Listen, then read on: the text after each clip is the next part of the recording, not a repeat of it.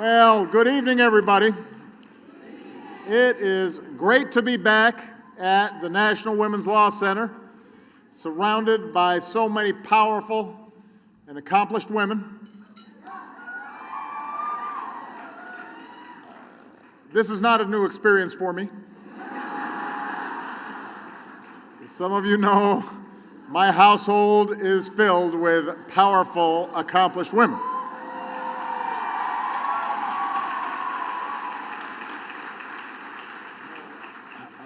I want to thank Marcia and Duffy for that wonderful, heartfelt introduction and for their extraordinary leadership. Most of all, I want to recognize tonight's honorees. The women and men, there's some men in the group, who endured insults and beatings and risked their lives 50 years ago because they believed in a different future for their daughters and for their sons. The Freedom Riders had faith that America could still be perfected. And as has been noted, it is only because they did that I am able to stand here as President of the United States of America.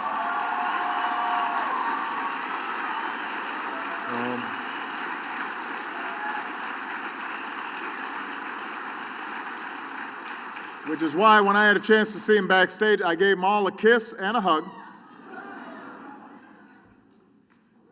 And I told them that even though I was in diapers at the time, I knew something important was going on.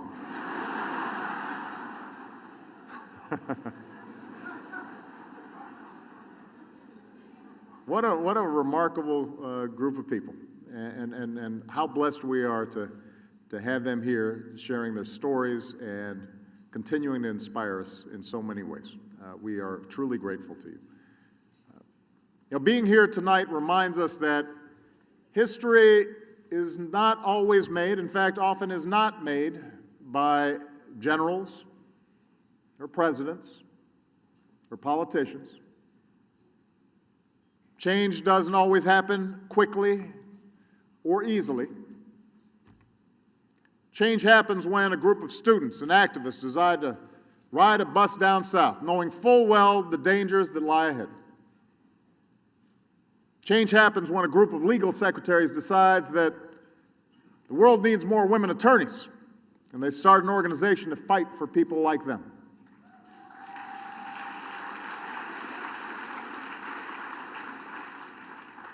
Change happens when one woman decides, I don't want to be paid less than that man who's doing the exact same job over there. I want to be paid the same.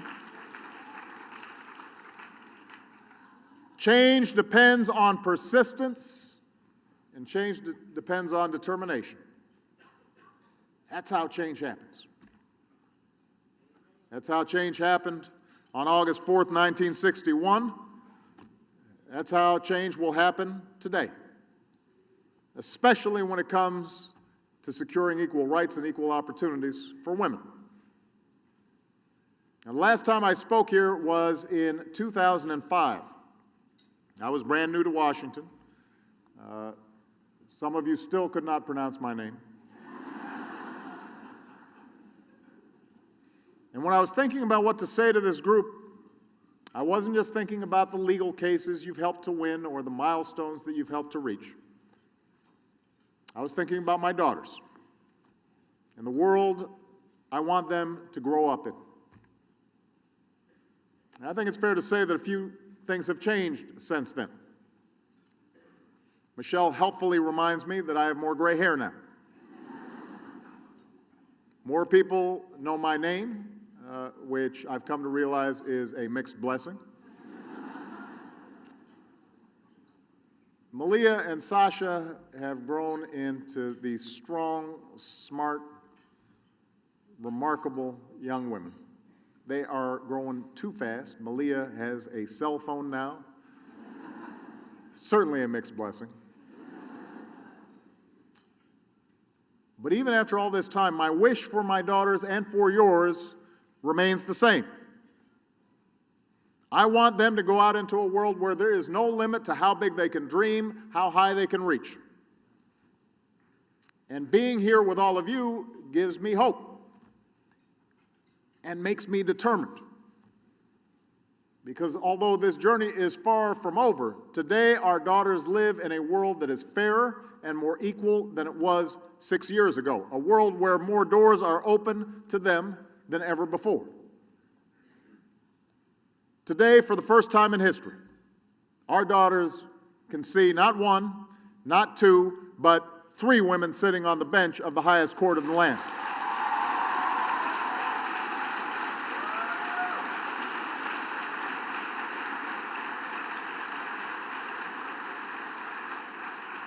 They can come to the White House and see that the top 4 lawyers on my staff, some of the sharpest legal minds I've ever come across, are women.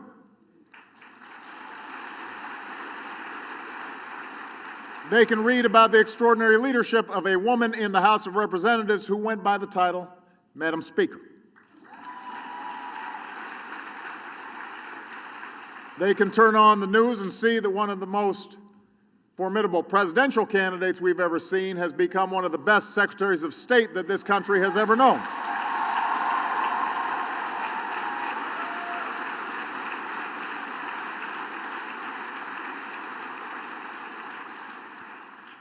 Today, women make up almost half of our workforce, the majority of students in our colleges and our graduate schools. Women are breaking barriers in every field, from science to business to sports to the armed forces. And today, thanks to healthcare reform that many of you helped pass, insurance companies can no longer deny coverage based on pre-existing conditions like breast cancer, or charge women more because they're more likely to incur costs for things like childbirth. Those same companies must cover the cost of preventive services like mammograms, domestic violence counseling, contraception.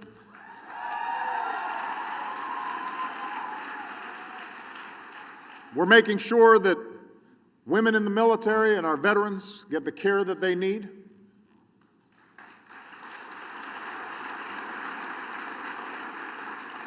Today, thanks to the tireless efforts of people like Lilly Ledbetter, one of my favorite people, love that woman.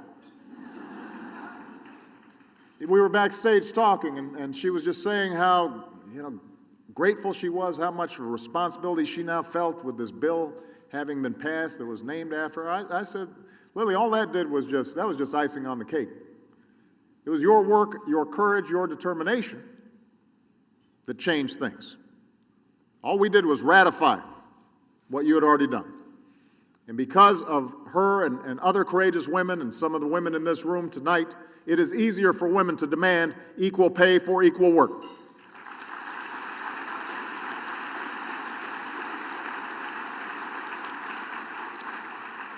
We passed tax credits that are keeping more women out of poverty and helping them reach the middle class. Companies are being encouraged to make workplaces more flexible, so women don't have to choose between being a good employee and a good parent. One of the first things I did after taking office was to create a White House Council on Women and Girls to make sure that every agency in the federal government considers the needs of women and girls in every decision they make. Not as a sideshow, not as a box to check, but something that is sustained each and every day. And so this is progress. This is progress. This is change. It's laborious. Sometimes it's frustrating, but it's real. Of course, one thing we've learned from the women's movement, from the civil rights movement, from the workers' movement, from every step that we've made to make this country more equal and more just, is that there is always more work to do. There are always more challenges to meet. And that's especially true today, with so many Americans struggling to recover from the worst economic crisis since the Great Depression. In the early days of this crisis, women weren't hit quite as hard as men. Many of the jobs that we've lost over the last decade have been in construction and manufacturing, industries that traditionally had been dominated by men. And of the 15 job categories projected to grow the most in this country over the next decade, all but 2 are occupied primarily by women.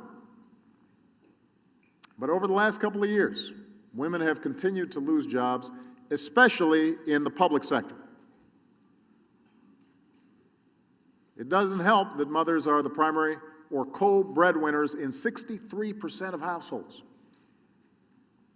even as women still earn just 77 cents for every dollar a man does. Some of these women are single moms, like my mother was, struggling just to keep up with the bills or pay a mortgage they can't afford.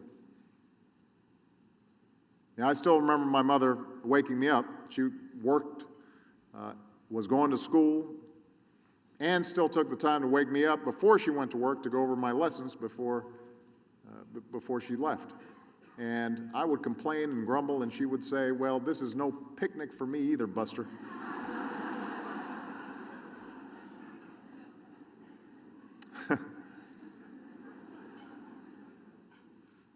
These are the quiet heroes. Their names don't make the history books. They're never complaining.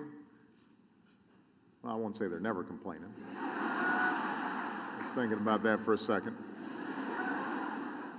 Never hesitating to work that extra shift or that extra job if that's what it takes to give their children a better life. And in many ways, that's why we're all here tonight, because we know that it's up to us to keep fighting for them. All those women out there, making sure that they are treated fairly and equally, as hard as they're working, as much as they're sacrificing, as many responsibilities that they shoulder each and every day. We've got to make sure that they are getting the opportunities that they deserve, that somebody is standing up for them, somebody is fighting for them, somebody's looking out for them, somebody's rooting for them.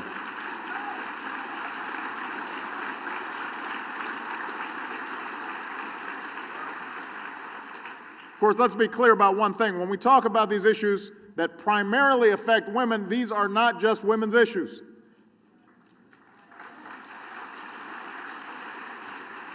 When women make less than men for the same work, that hurts the entire family who has to get by with less. It hurts businesses who have fewer customers with money to spend. When a health care plan denies women coverage because of a pre-existing condition, that puts a strain on emergency rooms, drives up health care costs for everybody. When any of our citizens can't fulfill their potential because of factors that have nothing to do with their talent or their character or their work ethic, that diminishes us. It says something about who we are. Here's a fact. If you want to look around the world, those countries that are developing fastest, that are doing the best, where their children are succeeding in school, those are societies that respect the rights of women, that are investing in our women. Lifting women up lifts up our economy and lifts up our country. Now, unfortunately, not everybody in Washington seems to feel the same way. In recent weeks, Republicans in the Senate have come together 3 times to block jobs bills that independent economists say would boost our economy and put millions back to work, including women. Each of these bills was made up of the same kinds of proposals that Democrats and Republicans have historically supported in the past, and they were fully paid for. And even though they were supported by a clear majority of the American people, Republicans, Democrats, Independents, every single Senate Republican said no. Said no to putting hundreds of thousands of teachers, 3/4 of them women, back in front of the classroom where they belong. No to putting construction workers back on the job and funding a special program that gets more women involved in the construction industry. Well, I've got news for Congress. We are not done yet. In the weeks ahead,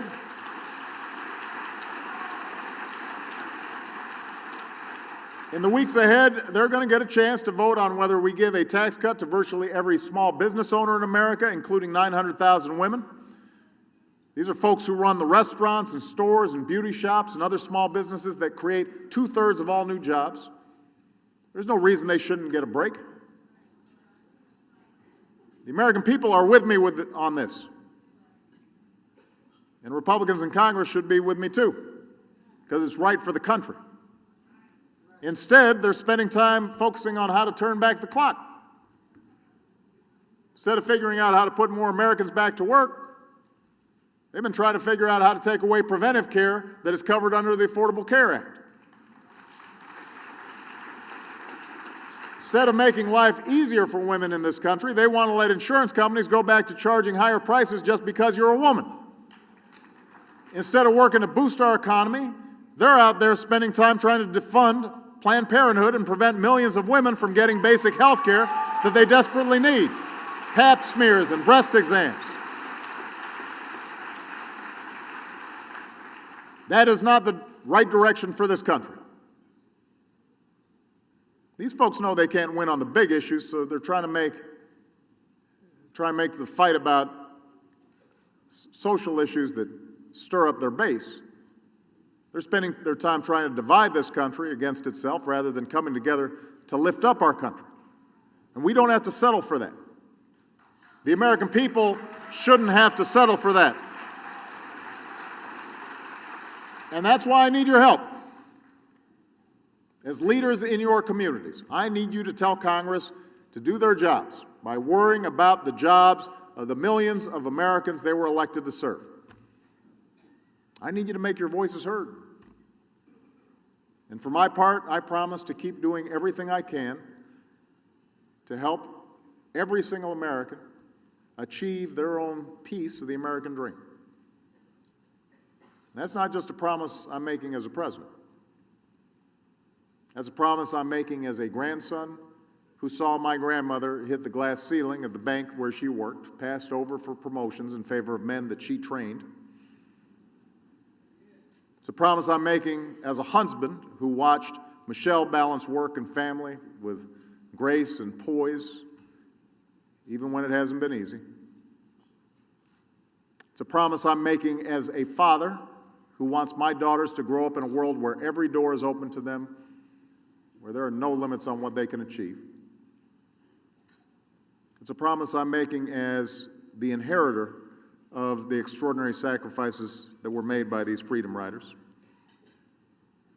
as a friend of people like Lilly Ledbetter who embody all that's good and decent in this country. It's a promise I'm making as an American who believes that the future of our country depends on expanding the circle of opportunity for everybody.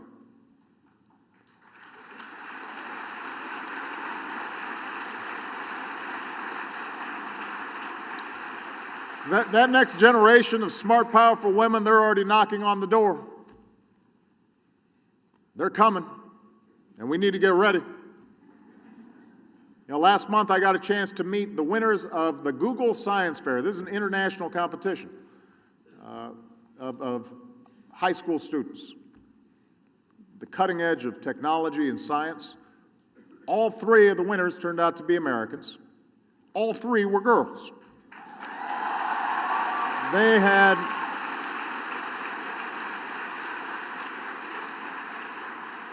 had beat out 10,000 other applicants from more than 90 countries. So I had them in the Oval Office. And they explained their projects to me. And I pretended that I understood what they were talking about. There's a picture of this conversation hanging up in the West Wing right now, and I've got a puzzled look on my face. And they're being very patient. So one of the winners, Sri Bose, discovered a promising new way to improve treatment for ovarian cancer at the age of 17. Then I asked another winner, Lauren Hodge, if she had skipped a grade in school. She was quite petite. And she informed me very politely that she had actually skipped 2.